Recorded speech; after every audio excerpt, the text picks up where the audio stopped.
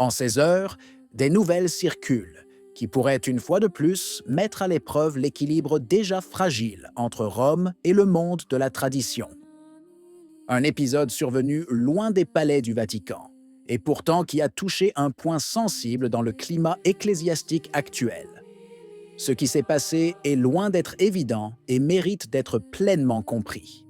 Restez avec nous jusqu'à la fin, car le cœur de cette histoire pourrait vous surprendre plus que vous ne l'imaginez.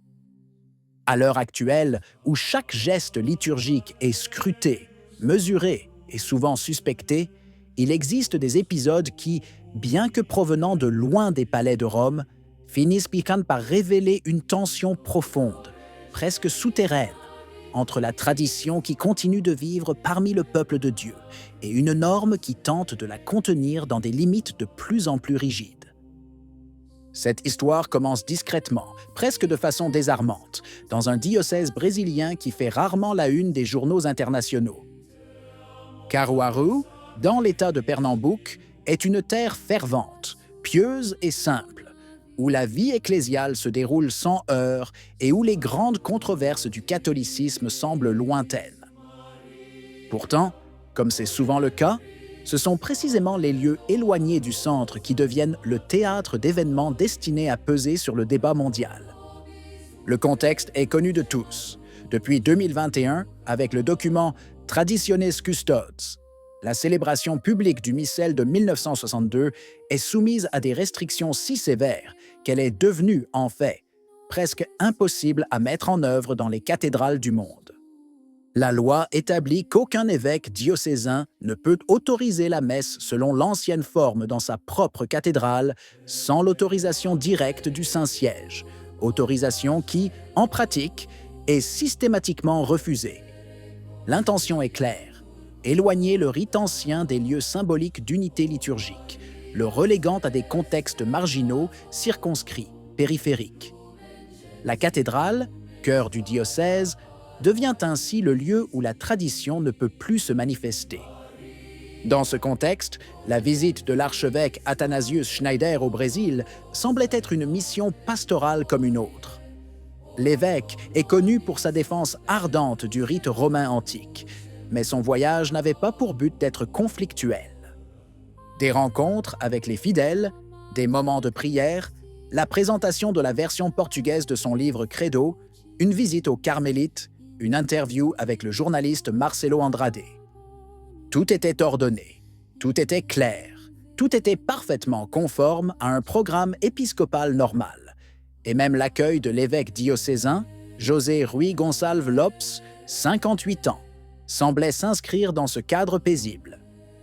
Un frère qui en reçoit un autre pour soutenir un cheminement spirituel et culturel dans son propre diocèse.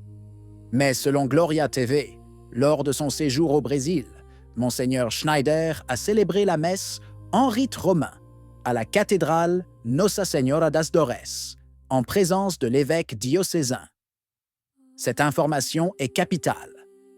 Une célébration dans la cathédrale, officiée par l'un des principaux défenseurs de l'ancien rite, avec le soutien visible de l'évêque local, dans un lieu que Traditionis Custodes considère comme interdit selon le missel de 1962. C'est là que les tensions s'exacerbent inévitablement. Car si la célébration avait véritablement été celle du rite ancien, la scène représentée sur les images équivaudrait à un geste que la législation actuelle considère comme inadmissible. Ni clandestine, ni polémique, ni criée, mais simplement réelle. Une liturgie publique, dans la cathédrale, sous le regard de l'évêque, dans un contexte où le droit canonique exige que la tradition demeure invisible. La force de cet épisode ne réside pas dans le tollé qu'il a suscité, mais dans la normalité avec laquelle il se déroule.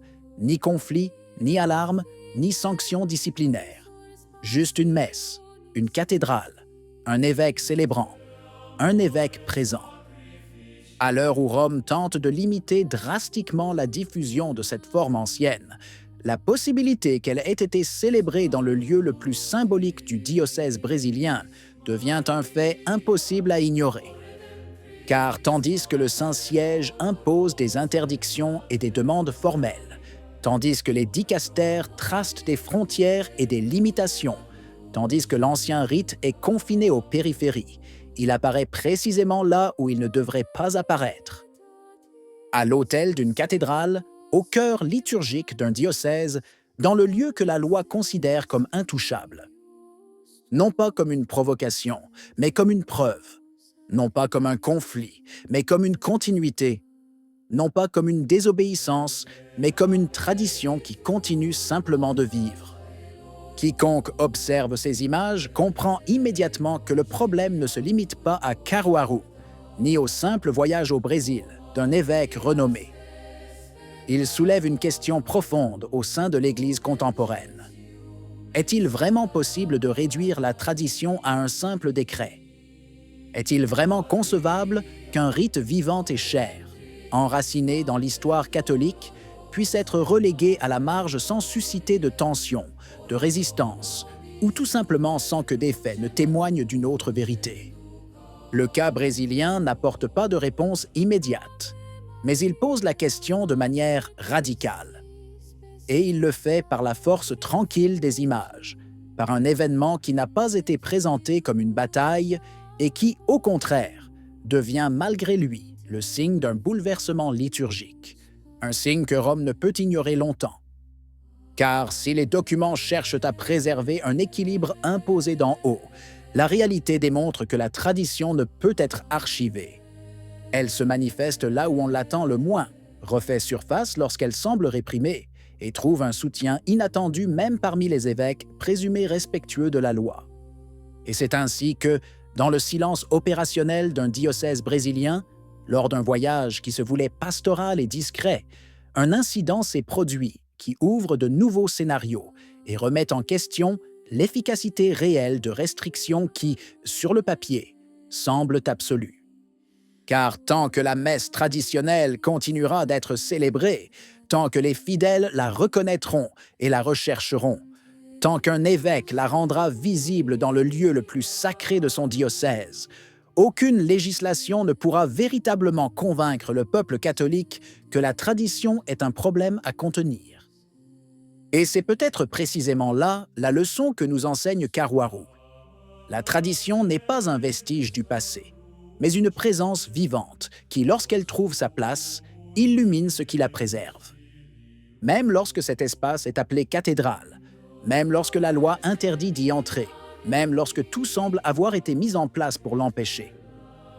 La tradition perdure et continue de le faire dans des lieux et à des époques où personne, du moins officiellement, n'aurait parié dessus.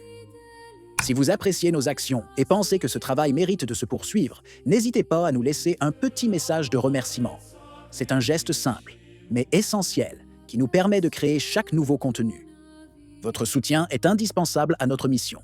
Merci du fond du cœur. Qu'en pensez-vous? Si la vidéo vous a plu, laissez un commentaire. Amen. Que Dieu vous bénisse.